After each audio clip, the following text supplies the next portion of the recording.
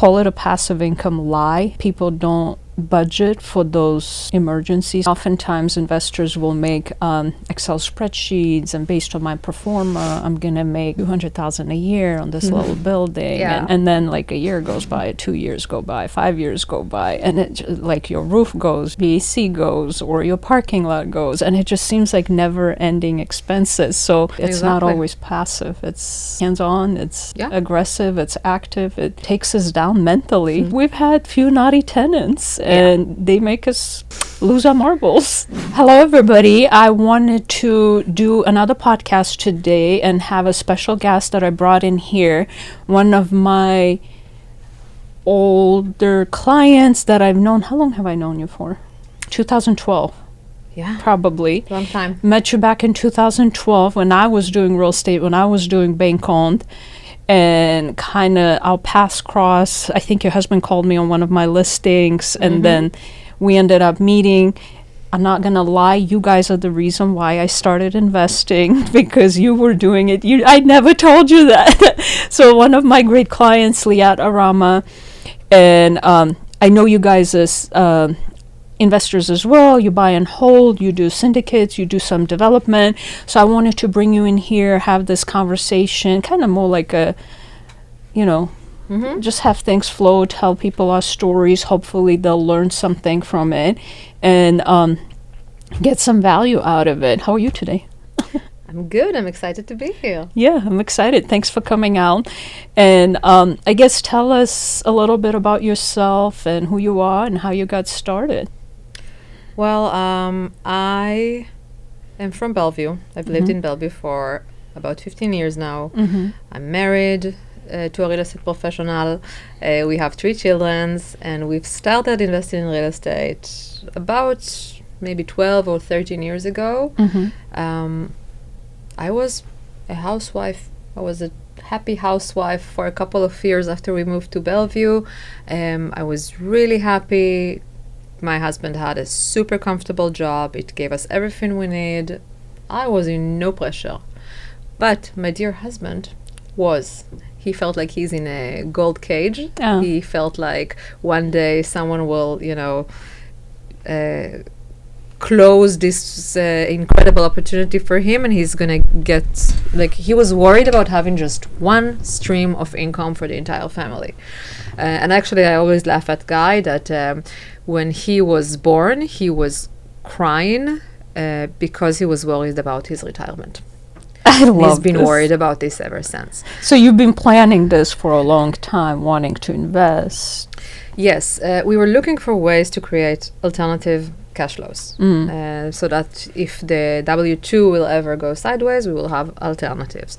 And we started small. We've done some small projects actually in other states, even in Memphis and in Atlanta, and we saw that it works, and we kind of like the idea of having someone else pay your mortgage while you get all the tax benefit. And so anyways, and then it grew and we started doing some fix and flip. Back in the day it was good fix and flip timing after the previous recession. I think that's about the time where we met you. We were doing bank owned and buying all these adventures and growing our cash. That was a seasonal thing. It ended a couple of years later. Then we moved into multifamily houses, and to this date we are holding multifamily houses. We're doing syndication projects on basically rehabbing larger complexes, apartment buildings, and we run a nice portfolio. At this point, my husband is no longer a W-2, and we just live off the... His dream became his true. dream came true. And you got him there. I got it. Well, I mean, we got there together. Teamwork. Yeah, we definitely got there together. But yeah, his dream came true, and now we're at the point where we're helping others and developing other businesses that are related to what we do. We absolutely love everything about real estate. Awesome. Now tell me why you chose real estate. Was there any particular reason? Yeah. Well, we were looking for alternative ways to create cash flow. And Guy has done a lot of research about people with money. Where is this money coming from? Where is this money going to? And he found out that the majority of the wealthiest people in the United States have their money in real estate. The more we research, the more we fell in love with the idea. There is this thing about real estate where they don't make any more land. They simply don't. Mm-hmm. And they do make more people. So you have a limited supply and a crazy demand. Mm-hmm. You know, it can't not work. Add to that the tax benefits, the fact that the government wants you to invest in real estate because you're solving a problem with your investment. All the signs were there that this would be a smart decision, and it has always worked. Sometimes more, sometimes less, but it has always worked because the land is there, no matter what you do. Now, you've done quite a few projects already. Based on your experience, what's the biggest lie in real estate? The biggest lie in real estate? Let me think. The biggest lie in real estate is calling it passive income. It's never passive. It's not a passive income. It's either, if you want it to be passive, you can hand it to a property management company and then it will be passive, but there will be no income. Your other option is you gotta work. It's a business. Real estate is a business. It has clients, it has vendors, it has collection, it has marketing. It's a business. You need to work. You need to be on top of it and work to make it work for you. Yeah, it's funny, it's interesting. Oftentimes investors will make Excel spreadsheets, and based on my performa, I'm going to make, I don't know, $200,000 a year on this little building. Yeah. And then like a year goes by, 2 years go by, 5 years go by, and like your roof goes, your HVAC goes, or your parking lot goes, and it just seems like never-ending expenses. So I call it a passive income lie. Like, people don't budget for those emergencies, for those things that can go wrong with building, and you just have to budget for all of that. It's not always passive. It's hands-on, it's aggressive, it's active, it takes us down mentally. You want to talk a little bit about that? Actually, it takes you down mentally, because you and I called each other multiple times. I don't know if we want to go down that route, where we've had few naughty tenants and they make us lose our marbles. Well, so I think what I've learned over the years is you have to look at real estate, take a few steps back and look at a couple of years in business. You can't just look at a month or even a year and be like it's a good or it's a bad business. Because if you've replaced the roof, okay, you've had a huge expense this year, but you've also replaced the roof. You now have peace and quiet from that roof. You got to look at this from a perspective. Same goes for naughty tenants, which you and I had our share. You look at a tenant when you are in the situation, when you are in the drama, you're like, oh my gosh, why is this happening? It's not going to work. But then you look back and you look at all the tenants you've had and how many of them gave you drama and how bad was the drama. That's true. That's a good way to look at it. Yeah. And so, easier said than done. And because you and I call each other often when we have drama. But that's what it is. It's a matter of proportion and perspective, and in some ways the more real estate you have, the easier it is to handle this drama because it becomes a smaller part of your general portfolio. So in some ways I felt like as our business grew, it got easier to deal even with the drama and the chaos, and God knows we've had a lot of that. When it's all you got, it's stressful. When it's 10% of what you got, it's a little easier to manage.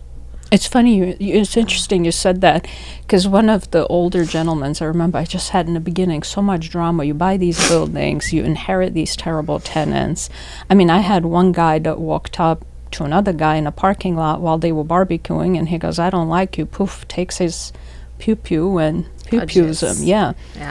And that takes you down tremendously. I had another lady that overdosed and died in a parking lot, and it's just nonstop drama. But that happens usually when we take over, when we buy these buildings that needs our love and support, and then you clean up, you get rid of the dramatic tenants, and you put good quality tenants, good quality product in, and absolutely turn it around. But it's a lot of work, and I know you and I talked about it a lot because I started property managing myself personally you and I kind of created a system. We share, bounce off ideas, and then I know we've been wanting to offset these property management chores to property manager, but it takes a special type of person Oh yeah. to deal with, like, hey, I don't like you, let me pew pew you right on a parking lot in front of everybody. And then, I mean, I know you've had some horror stories as well, but it takes a special person to manage something like that, to deal with drama like that, to turn these properties around. Do you want to talk about it? How special, how hard it is? It's Well, hard work. I call it a people skill. Right. And the way I look at it, yeah, you need to have a people skill to run a real estate business. Actually, almost every business you'd want to run, you'll need some form of people skill. You need some compassion. You need to be reasonable. You need to think fast, act fast. You know, there's these basic skill sets that you need. And you also need to work with different people, not always your first choice, right? Like, you not always get to choose your tenants or their problems. So yeah, I've had many horror stories.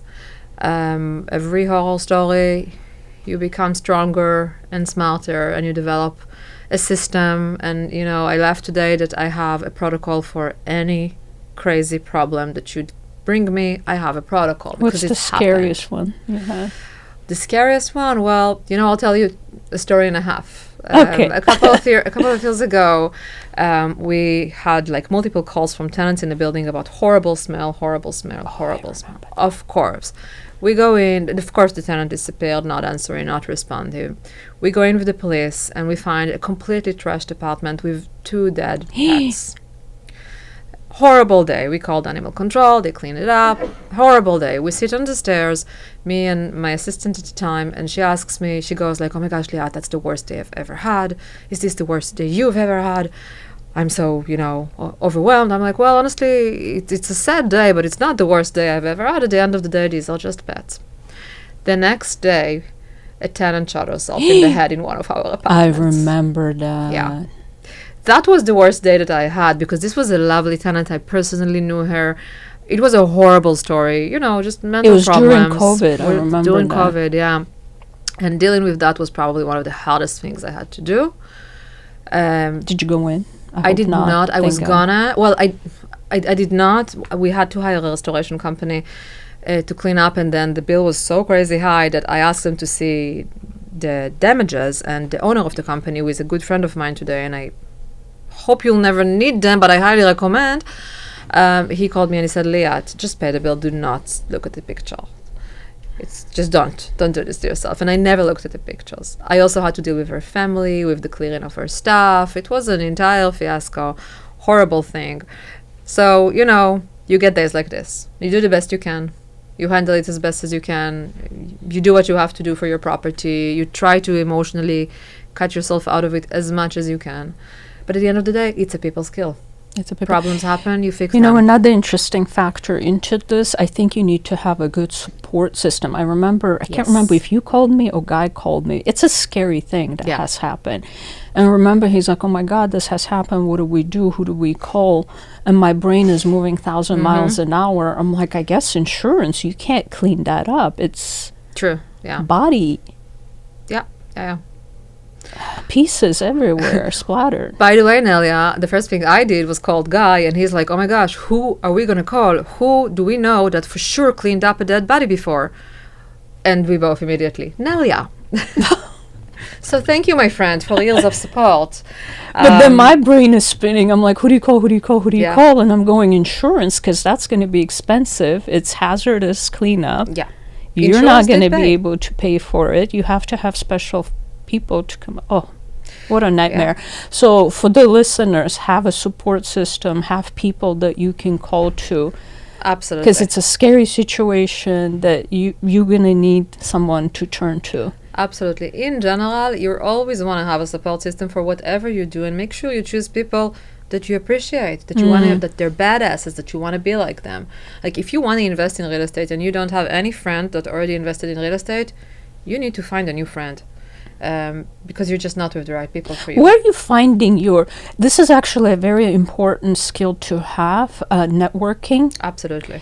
And I want to stress this a little bit more, spend a little more time on this, because this is probably the biggest deciding factor whether or not you're going to succeed in this industry, is having a good support, having a good network.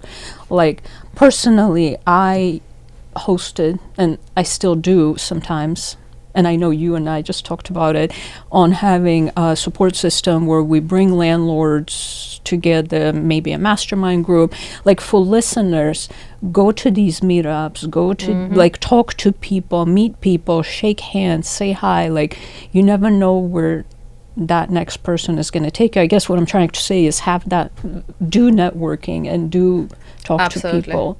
Absolutely, and make sure you create those connections. Other landlords are super important. You cannot do this alone. You have to have other landlords on your speed dial.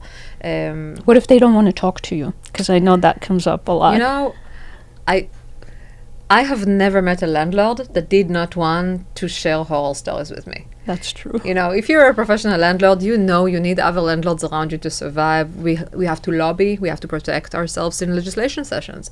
The support, the group, the community, I say better together.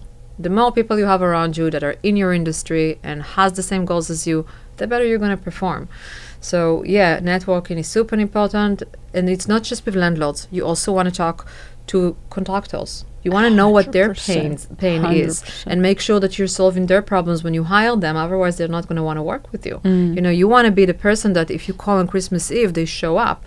There's ways to do it. It's not that difficult. Again, people skill. You need insurance agents, you need tax people, you need a lawyer. You know, my lawyer once told me, maybe you didn't pick up the phone, so I called him, and I'm like, why is this guy not paying me? I don't understand. I was so mad. It was one of my first evictions. And my lawyer was like, Liat, do you think all my clients pay me?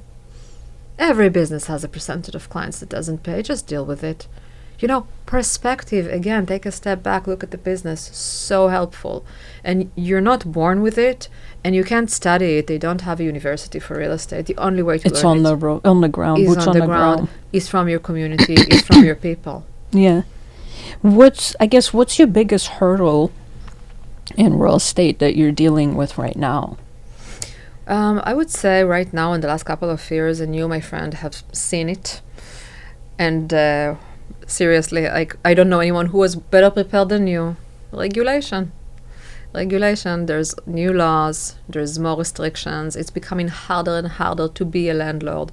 You have to follow, you know, another rule and another document, and you really you need a lot of information and to be on top of a lot of things just to not mess up. And don't get me started on if somebody doesn't pay you what you have to go through to get them out, or if you have a criminal, or if something serious happens. So that's my biggest pain point today. So how are you navigating all that, all the rules, all the regulations, moratoriums? Because I know we're heading into winter months. You're going to start seeing, you want to talk a little bit about that? You're going to start seeing winter months eviction moratoriums, where for the listeners that don't know, we can't evict from, what is it, November till March. November till March or April in Tacoma and Seattle, yeah. And then if they have school-age children, All the way till June. all the way through Yeah. June. So now you have July, August to hurry up and get your ducks in a row. And if that doesn't go through, then we're back into evil cycle of the school year just began, and you're not going to be able to evict them all over again. Yeah. That's How are you navigating all that? crazy. Well, first of all, I think that the tenants are the one ending up paying the price. Because when this regulation passed, we've changed our criteria, and it's now a lot harder to become a tenant in the first place. So I'm protecting myself in the entry by choosing tenants with higher credit score, more steady income, you know, collectible tenants, if you will, which I hate doing that, because I'm a big fan of second chance, and I'm a big fan of, you know, working with everyone and helping everyone get that's so important resource housing. But that's one thing that we have done ever since we saw this regulation coming in. We have built processes and stages to handle the eviction moratoriums and the different rules. And we use a bot that is called Cody Compliance Oh. that my company Keezy has created. Cody is an AI bot that we train in-house. He knows all the rules and regulation of every state, every city, every county. He knows exactly what you can and cannot do. And in basically, before I email a tenant about anything that requires, a legal touch, I would run it by Cody, and he will tell me this you can do, this you can't do. He has best practices for different things, and it helps us a ton in managing the situation. So I can't tell you it's perfect. It's definitely a huge problem, but that's how we fight it, with knowledge. So you have a app that you built? It is Website? well. We have a company that's called Keezy, Keezy.ai, which is a real estate management platform that I would be happy to tell you more about. Cody Compliance is a feature in our services. It's just a tool, or not just, it's the tool that gives you an advice. Saves you all the reading, saves you all the quoting, just gives you an advice based on current laws and regulations. Yeah. And it's all over US? Right now, it is trained in Washington State. We are expanding slowly to other countries as well. The goal is eventually to have it all over the US. It's like the landlord buddy, right? The way I work today, ever since we've launched Cody, is I would advise with Cody, and It's your Nelia. it's oh my gosh, 24/7. No, you are not replaceable. I disagree. I've been replaced. But I'm hurt. I've been replaced. I didn't see this coming. That's I don't know. actually- I I don't didn't know how know to that. fix this. I didn't know that. That's pretty cool. It's very cool, yeah. And we would still use lawyers when we think we're going to Obviously, end up in yes. court. Yes, of course. But a lot of the times you're not ending up in court. A lot of the times Cody can take you halfway through before you even see a lawyer. So it's super helpful. And yeah, we're offering this for free to all the landlords we collaborate with. Okay, that was going to be Yeah. my next question. What does it cost? And sounds like Well, Cody Compliance is a feature in a package that's called Keezy.ai, which is my new property management service that we've launched earlier this year. Keezy charges $25 per door per month in exchange to Ledger Watch, meaning we run your collection for you, and 24/7 customer service to your tenant. So basically, for $25 per month, you can throw your phone in the ocean. oh, I and know, go on sounds vacation. magical. Yeah, that's actually why we started it, because I wanted a vacation and I needed someone else to pick up the phone. And we will answer the phone and answer email and text and basically communicate with your tenants on your behalf based on your instructions. So like a concierge for landlord, if you will. We would dispatch whatever vendors you tell us. If you don't have a vendor, we can find you a vendor. We will answer tenant questions in compliance with rules and regulation after we run everything by Cody Compliance. And we will run your collection, and then we'll give you advice when something is not working properly. Okay, so the question's going to come up.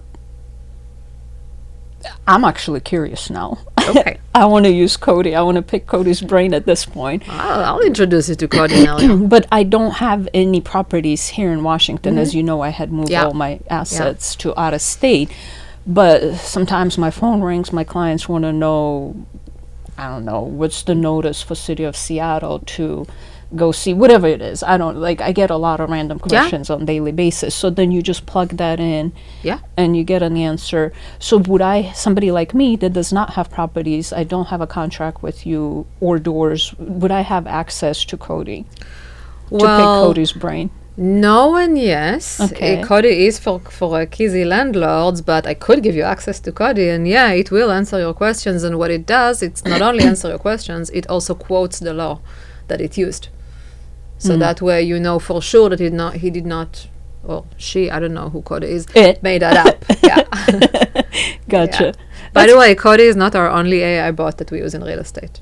We have 3 bots that we use in Keezy to provide customer service to tenants and be hyper efficient. Cody Compliance is the coolest one because it answers all your questions and solves the biggest pain of regulation. We also have Lisa who answers applicants when they ask questions about our rental units. And we have Handy Andy that troubleshoot maintenance. I love it. Yeah. Handy Handy Andy. Andy, yeah. I got a team now. I was lonely, so I built 3 bots to entertain me. Got it.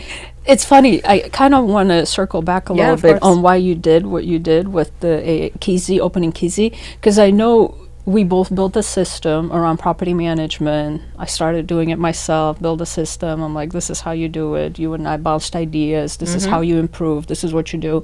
And then I know you wanted to hand off your property management to a property manager, but we just seem to keep having problems running into a property manager that is decent, that can handle these issues, so you can go on your Hawaii vacation and sip your Mimosa for me. mimosas, bright and early, Yeah. and Yeah. not have to worry about it. But you've created this system, you build this program, and now you're managing other people's properties.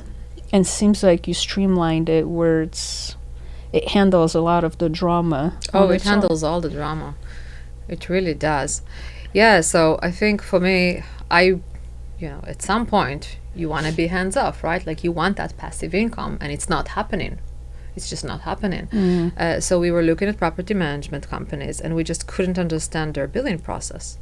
Why would they take a percentage of my income? They're giving me the exact same service on the $5,000 home and on the $1,000 home. Why would they be paid 5 times more? And also, where is their motivation to optimize my operations if they mark up maintenance? Why would they find me long-term tenants if they make money every time I change a tenant? All of these things brought us to the conclusion that we simply cannot trust our business with a regular property management company. So then we thought, okay, we do it in-house. The bigger we got, the easier it got. Scale here is the name of the game. And I think it was when we passed the $100 that we realized that we're so hyper efficient, and if you just give me more dollars, I'll be even more hyper efficient. And then we built those bots, because this AI thing in the last year or two has blew our mind. Both Guy and I come from technical backgrounds, so Right. the minute we saw that, we're like, oh my gosh, it's a game changer. And then that's basically one thing led to another. We started doing this very, very small and carefully to just a few select clients, and then it exploded. We've got, the minute we said, okay, fine, we're ready to accept other people's business, within less than 2 months, we had 100 new properties under service. And it keeps growing and growing. So that's kind of like why we did it and how we rolled into it. And I can't tell you that I'm throwing my phone in the ocean anytime soon, but I will tell you that every problem has a solution. Of course. Some landlord already had that problem. So when you're working with a group like Kizzy and you're surrounding yourself with other landlords and with all this experience, it's like you become, like you're tripling your power, right? Like you have all of this network overnight. And for Kizzy, it doesn't matter if you have 1 property or 100 property. You're going to pay the same price per door, and each and every one of your tenants will get the exact same service. And when you need a vendor, your vendor is connected with Kizzy. He's highly motivated to do a fantastic job for you because we're bringing him all this business. And we don't mark up vendors. You get to see the bills exactly as they are. So I built Kizzy for me, let's be honest. Good for you. Yeah. And now you're. And now I'm working now like others a are dog. benefiting off of it. Tell me, what's one thing, being a real estate investor, there's got to be some positives in it. In real estate investment, positive, let me think. Well, first of all, the tax benefits, right? Like most of the time, unless you sell and buy, and if you're not doing major events, it's a very, like the government wants you to invest in real estate, and you can see it on your taxes. If you have a spouse on a W-2 and you are a real estate professional, you can wash off a lot of his or her taxes with the right accountant in place. Most properties will give you cash income. You'll be cash flow positive while you have a loss on your tax bill, so you're not paying any money on the cash you collect. So there's a lot of great reason to invest in real estate on that perspective. Of course, it's a fantastic alternative income, as back to my husband's concern about his retirement. This is steady. You cannot get fired. It's yours to keep. The land doesn't go anywhere. And on a day-to-day, maybe we're crazy busy, maybe we have horror stories, but we do have an incredible control on our time. I'm a mom. I have 3 kids. My oldest is now 14-year-old. I've been doing this for 12 years. Whenever a kid is sick, I drop everything. I pick them up from school and I make chicken noodle soup. And that's a privilege. Flexibility, I love that. Yeah, too, that's a privilege that you get when you own your own business and you own your own stuff. So I think that's one of the biggest reasons for anyone to think of investing in real estate. I do that sometimes. Now my clients are going to know when I say I'm at an appointment, I'm I know, probably right? out there with my children Yeah. doing something. Yeah. I do that a lot. Now, being a lady in an industry that's mainly men dominated, what is that like for you? Because I could tell you what that's like for me, but I want to hear your perspective. This is a man's world. You'll It see is. women in the property management side of things and in the residential side of things, but when it comes to commercial real estate, which is where I play, Absolutely. it is a man's world. 100%. I have had a realtor once told me over the phone, let's reschedule the meeting, have your husband join us so that I won't have to repeat everything twice. I get a lot of, to this date, I get a lot of, what's your husband thinking about it? What's your husband perspective? What's, all the time. It's very frustrating and it's very annoying. I think real estate is a family business. If you're married, then this is something that you do with your spouse. You don't make real estate decision on your own, whether you are a he or a she, it doesn't matter. If you're on your own, you're on your own. I feel like a lot of time, especially now a little less, but especially as we were getting started, a lot of time people looked at me and thought, she can't pull that off. And I would not win a deal just because the realtor told the buyer, the seller, that she will not pull that off. And it's frustrating and it's annoying. And it needs to be changed.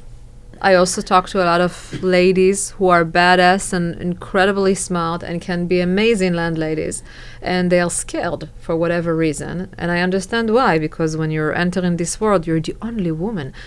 Other than you, I don't think I have ever met a woman on a property or commercial property inspection. Ever. 12 years. That's crazy. Yeah. It is a male-dominated business, and I run into same problems, actually. I'm down south. It's a completely different world down there. Yeah.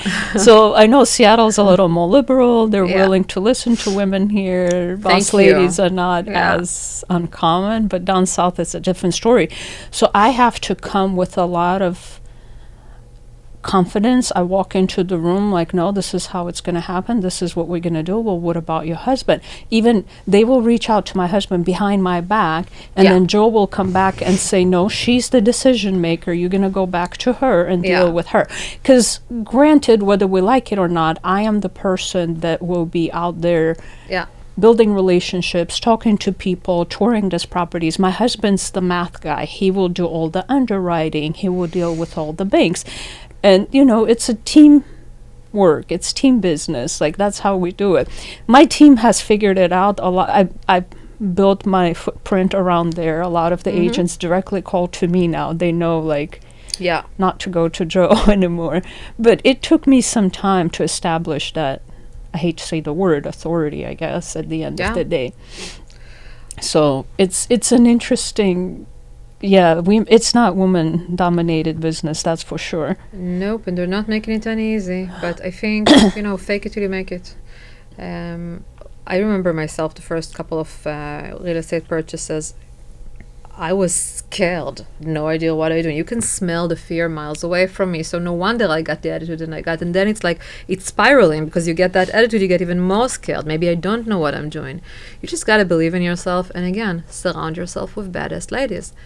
Our relationship has helped me a lot to develop my... It's likewise Courage. for me too. Yeah. I learned a lot of people skills from you. I'm Yeah. like, wait, you have to be nice to contractors for them to show up? Yeah. Oh, I used to be biatch. Yeah. You're Always gonna have a do gift in your this. car. Always have a gift in your Oh car. yeah, I By the way, this is actually super important for listeners. I learned that from you. When I go out to visit my properties, I take my team, I take my contractors, my insurance guy. We all go out for breakfast, lunch, dinner, whatever that is. Or if one person can make it, I will make sure I take them out for something else. Always like gift cards, spa massages for ladies, whatever that is, because they're doing your dirty work. 100%. You need to make sure your people are taken care of, they feel appreciated. They will work so much harder for you at the end of the day, you know. Here's another pro tip for Tell you, us. Nelia. On my phone, next to every contractor that I have their favorite Starbucks drink. Oh, look at that. And when I show up unannounced on a site, I will always bring the drinks that I know they like. I'm going to do that. Mm-hmm. No, that's an awesome tip. Here's a question that comes up every now and then. Like, what's your best advice for a new investor? Let's say they have 100,000 to play with or 50,000 to play with. What can they, Yeah. how do they get started? What can they do? Well, first of all, the money needs to wait for the deal and not the deal to the money. So before anything else, decide how much money you want to invest in your first real estate project and make sure that money is ready. Ready means in cash, not in the market and I'll sell when I find something. Because if you find something in the market exactly not in the right place where you want it, then you have an excuse. So that would be my absolute first advice. The second is decide on your strategy. Do you want cash flow? Do you want appreciation? What are you working towards? Go out, see properties, explore, make a move. If you've seen 10 properties and didn't make a move, you need to change strategies. Something is not working. Yeah. You don't have a clear picture. Exactly. And also remember, there is no real estate school. You will make mistakes. It's okay. The great thing about real estate is the land doesn't go anywhere. You can make mistakes and still make money. This is fantastic. So be ready for it, embrace it, and consider this part of your university. Your first deal will not be your best deal. But if you're not going to have your first deal, you're not going to make your second, third, and fourth, and you're never going to make your best deal. So just make a move or change strategy. It was interesting. I got a call the other day from someone, never done any transactions like ever in their life, never been a landlord, and they're after 20 units plus. And I'm like, no, you cannot do that. Please do not do that. I beg you not to do that. I'm like, I will make more money. Yeah. But you are going to end up getting hurt. I want you to start with something smaller, like a fourplex or less, because you're getting conventional loan, 25% down, build the system, figure out whether or not you even like this game, right? And then 2 years down the road, you're going to fix it up, you're going to raise your rents. 2 years down the road, sell the building, 1031 exchange it into something different, bigger, project at that point. But do not jump into something big right away. Just because you have money, don't do it. This sounds to me like a passive income survivor. One of those people that go, oh, it's passive income. Here is a performer. Yes. I will do nothing and I will get this in return. Yes. Great, Yes. give me 20 units. It's just not how it Scary. works. And here's another thing. The person got really flustered. They couldn't get any properties under contract. Another thing to take into consideration, commercial agents are not going to take on new investors because they have a pool of investors. They got Liad, they got Guy, they got Tim, they got Bill that they can take to. They say jump and they say how high. Yep. They're going to perform, they're going to close on it. And when new Johnny comes to town and says, I want to buy, Johnny's not going to get that deal because... And if Johnny wants financing, then that's another problem. That's another problem. Just because you have a good net worth and a steady income doesn't mean you know how to run real estate. Banks check your resume as well. 100%. So yeah, I agree. Don't start too high. Start with something you can stomach. Exactly. Start small, build a system. 100%. And, work your way up. Lots of gift cards. Build a network, get to know people, talk to, here's another thing. How do you figure out what area to invest in? Well, that's a great question. Well, for me, first of all, since I self-managed over the years, it had to be up to an hour and a half from where I live. Mm-hmm. Because it has to be something that I can go and go back home in the same day. That's my personal preference because my family and my lifestyle. Right. I guess you decide what do you want. Do you want more cash flow or do you want better appreciation? The more appreciation you're going to get, the less cash flow you're going to get. So either you go on the expensive places where, you'll get your appreciation, but your mortgage will be high and you're not going to make a lot of cash flow, or you go to the cheaper places where there's not going to be much of appreciation, but you will get cash flow. And that's more of a where I am in life stage and what do I want to achieve. Is this a forever hold? Is this just for a few years flip? It's very individual. These are things that you need to decide before you actually go shopping. And then based on that, you choose your areas. Do you recommend they self-manage at first to build a system and It's- figure things out? It's pretty individual. Well, first of all, I'm so proud and honored to offer people Keezy now, which is kind of like self-managed with a little bit of support club. It is a fantastic in between. We have a lot of new landlords that we work with.